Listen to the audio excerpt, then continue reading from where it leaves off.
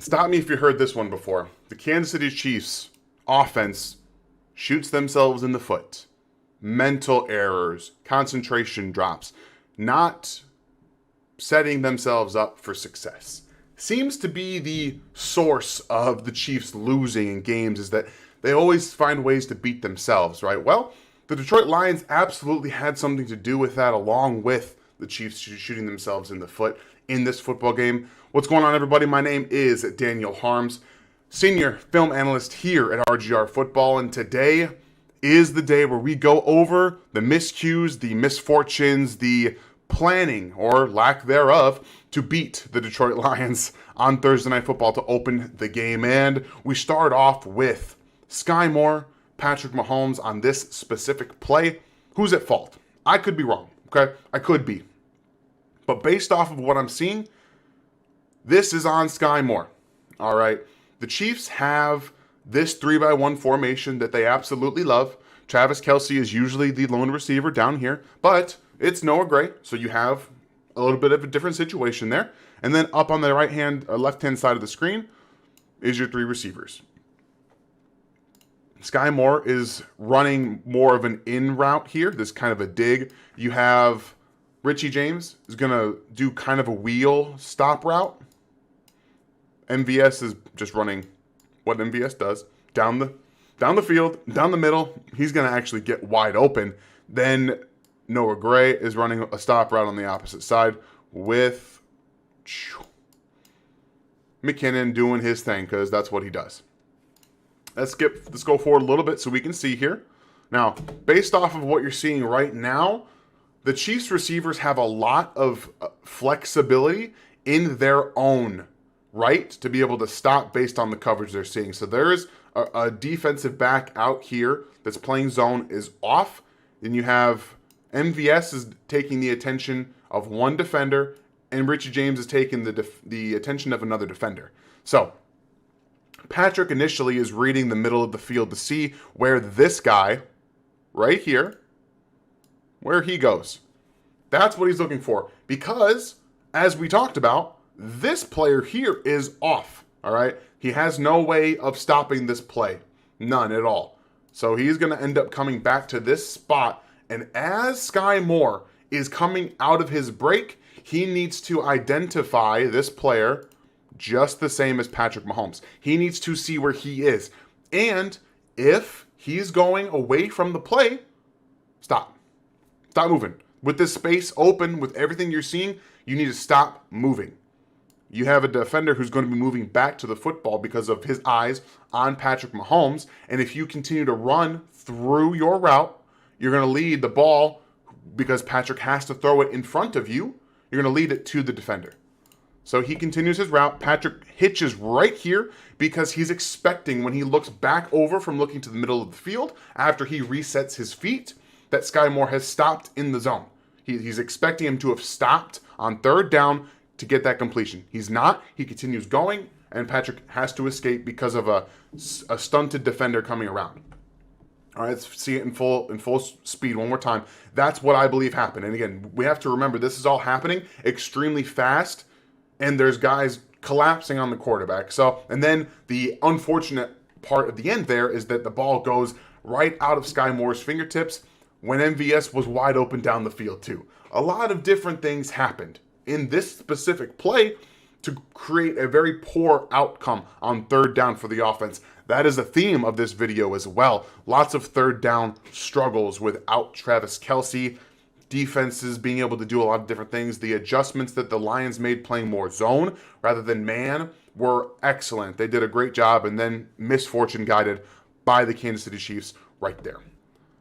So play one off the jump. Skymore not sitting down in that zone. Then we have Noah Gray here, not on the same page with Patrick Mahomes, who's trying to lead him downfield a little bit here with that close coverage with the blitz closing in on him. We see the miscommunication. Now, I know what you're saying. Yes, that safety has an opportunity to hit Noah Gray there. Very true, but that's the point of throwing the ball up to him. Let him go get it, kind of make an adjustment to the football, come down with your shoulders, helping you stay protected in a little bit. But still, that's a read that Travis Kelce typically has. So inserting inserting Noah Gray into the Travis Kelce role doesn't necessarily work. And this is how they're running that look out of bunch. This is supposed to be a little bit different. So this is a variation, and they changed it up a little bit as well. They have the corner route here, who's typically at the apex of the bunch, coming over here as the F player. So Noah Gray is running this corner route. He chose to kind of decide to flatten off a little bit. And the Z is Rashee Rice, who's running an in route, dig, over route, however you want to call it. And Skymore is running the whip route, the arrow route, however you want to call it. This comes into play later a lot. We'll get to that. But just keep in mind that lots and lots of arrow routes have been seen. So on the play itself here, here's Noah Gray. But first, they're going to squeeze this together with the end route. And Noah Gray's running like basically the exact same line. And then, he tries to flatten out. Here's Skymore running the arrow route to this side. The release here, I am wondering about them being in the same spot if Noah angled it out a little bit too much. I'm not entirely sure, but what I do know is that based off of him going up that same seam, it puts defenders right in the same spot. And Patrick, seeing that there are defenders here, seeing that this is all bunched up with defenders on 3rd and 6, understands that, okay, I got to get this ball out here, because the way that this is going to come out at the end of it is this defender's in that hip pocket of Noah Gray right there. All right. So he wants to, again, this guy's coming across the field. We understand that. But Noah Gray wants to flatten this out. This guy doesn't want that to happen. So this needs to come out a little bit. And we know that Patrick threw it out here to this spot because of that. All right. And that's just a tough spot to be in. So there's that ball released downfield. No, good Lord. Sorry about that. The ball released downfield, and Noah Gray has to readjust because he's trying to flatten to the corner instead of take it upfield a little bit more, and miscommunications go awry. Don't always work out. The Lions did a good job here. Also bringing a blitz. They did a good job bringing the blitz. So they do a little cross dog action with your linebackers. They force Patrick to kind of stay in that pocket and hesitate just a little bit, and then down comes the ball. Incomplete. On 3rd down again. Here's another 3rd down play. 3rd and short this time. And this is the play you've all been kind of wanting to see. The mesh play with Richie James and Kadarius Toney. Ball is in the knees of Kadarius Toney. And yes, I do. I have the concept right here. They run Cowboy. They just flip this formation a little bit differently. So they flip everyone over, and then they add basically like a little flare wheel route for the running back. And we can see right here as the solo man to what ends up being him on the right side, it even says under. Okay? Under. So Richie James, who ends up taking a much more direct approach, realizes he's in the route path. He gets too far up the field and undercuts Kadarius Toney. Okay? 3rd and short. Little tiny things. Just little tiny miscues right here, okay? Realizes he's too far upfield. Cuts right in front of Kadarius. Nothing Kadarius can do. His eyes directly go to the player undercutting him. That's just how it is. So, running Cowboy, they're getting underneath. They should have had a completion here. At worst, we're talking about a 1st down. Maybe you get Kadarius hit. The ball gets jarred loose a little bit, but I think that he probably would have had an opportunity here to catch this and get a 1st down. Tough spot. I'm not leaving Patrick out of all this, by the way. Absolutely not. There are some things that he did I think he could have done better as well. Like seeing the coverages and seeing which side to actually throw the ball to. So pre-snap read here, he's actually going to his left. The Chiefs, in my opinion, run 2 different concepts on this side, and on this play specifically.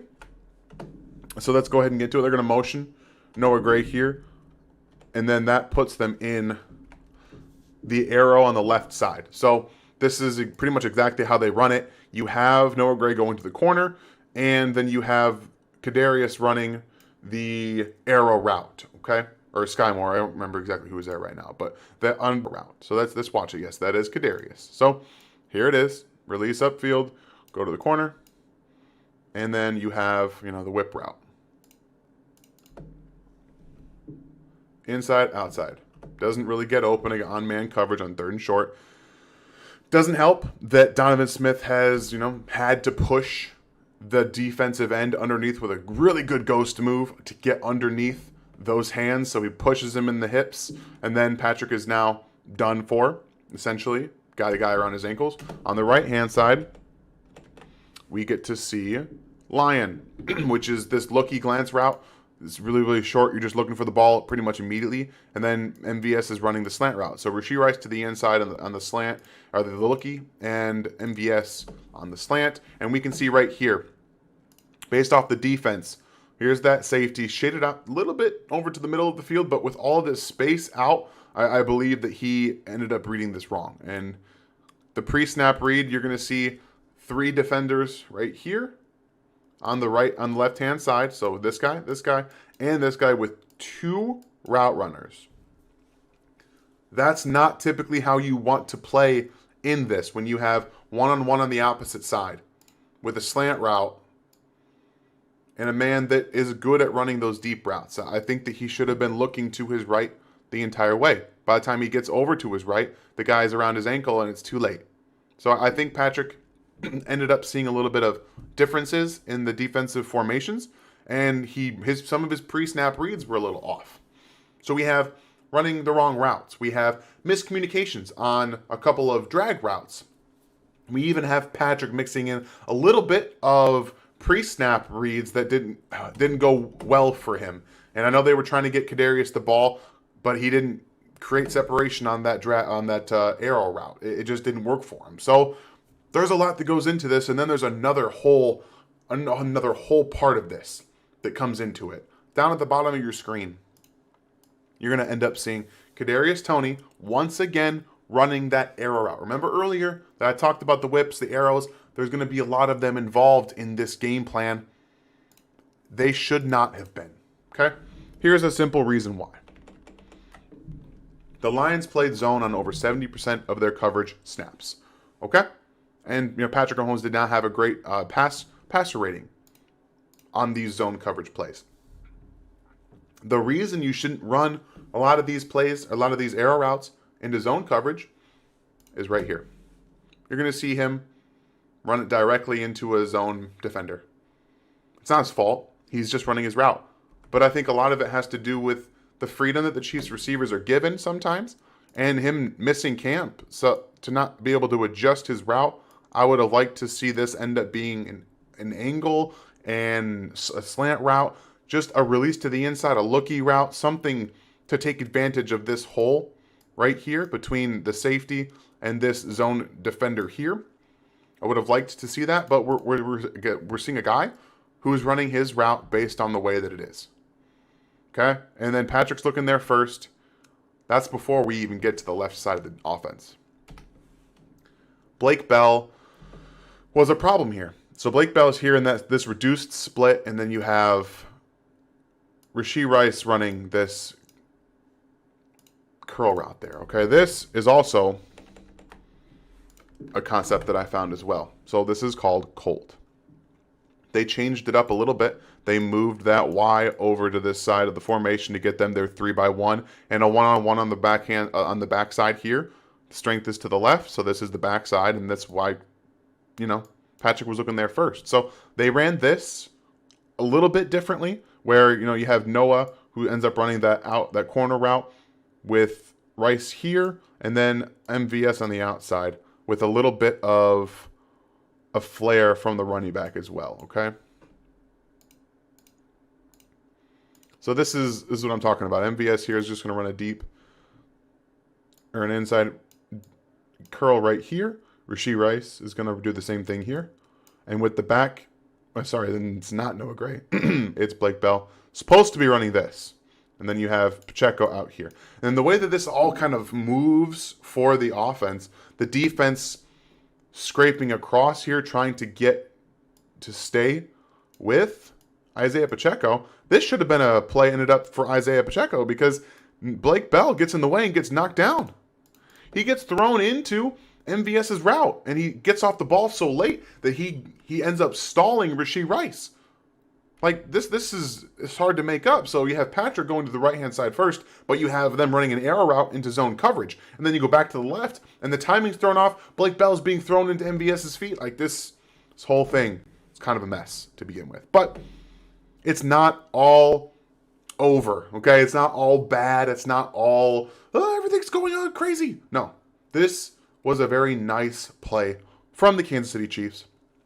And a good lesson in sequencing. For those of you that don't know, sequencing is when you run plays throughout the game with the same looks, the same motions, and you run different plays from those same looks. So earlier in the game, the Chiefs ran outside zone with Isaiah Pacheco. Here, 13 personnel, they're going to motion Noah Gray over to this right-hand side, and then they're going to have a deep shot off of play action built in. MVS running a deep comeback right here. Boom, breaks down, comes to the football. He finds the space, he gets back to it. It makes the throw easier for the quarterback, and he doesn't have to worry about it being broken up by anybody else. That's something I'd like to see the younger receivers take note of, how he came into that spot, he got down into it, okay? He didn't keep going across the field, he didn't drift over to the right, he came right back to that football. That's something, again, I would like to see rub off on some of these younger receivers, and this is a play concept that I really liked. Something that I really like to see them do throughout the season as well. And it's kind of fun with the different motions. You see Sky go in a jet motion here. That changes the numbers from the right-hand side to the left-hand side of the defense.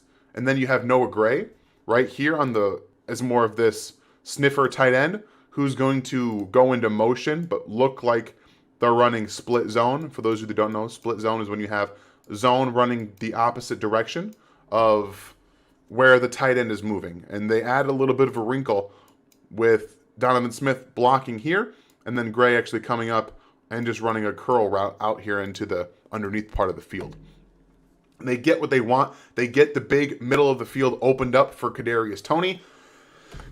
And then that's where the problem is. He drifts upfield. And we talked about MVS coming back to the football. See, right here he turns. And this is where another problem that Skymore had earlier in our breakdown is that you see all of this space, you got to sit down. Got to sit down. You have to give Patrick a target to throw at. When you start drifting upfield like that, this is what allows, Jack Campbell to make a very impressive play on the football. So Kadarius didn't need to drift there. It was a very fun play design that I really did like. And I think that they're going to end up using in different ways throughout the season to get different looks. Very fun, and Kadarius just has to sit down there a little bit.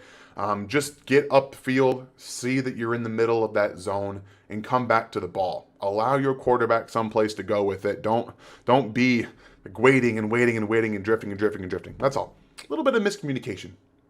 Finally, I'd be remiss if I didn't talk about Justin Ross. Yeah, limited snaps, but this is a very fun play out of 12 personnel that gets it's a deep developing route, okay? For both of them. And I really liked how they did this. All it comes down to was one missed block. Donovan Smith misses his guy completely, and then you see, Creed Humphrey trying to get back to make this block. But watch Justin Ross here, right there, looking back for the ball, okay? This is a huge selling point. This is something not a lot of the younger receivers have been doing that I noticed that Justin Ross is doing. You act like this is the top of your route, look back for the football, and then you bend back out. So this is, that double move that we've seen from a lot of them. They like to use him in this way, but he bends over here, gets wide open. MVS is doing kind of the same thing, but he has the deep speed to not have to make everyone think, but they both bend out, and then they go straight up the field. Could have been a huge play. Instead, with a missed block, it goes for, 7 on the Chiefs there. But all of that being said, miscommunications, things that will get ironed out throughout the season, a little bit of receivers needing to read the field a little bit better. Patrick, I think, needed to go through his pre-snap reads a little bit better, and all those things will get ironed out. Travis Kelce should be back in the fold. We'll wait and hear on how he's going to play, if he's going to play this week against the Jags.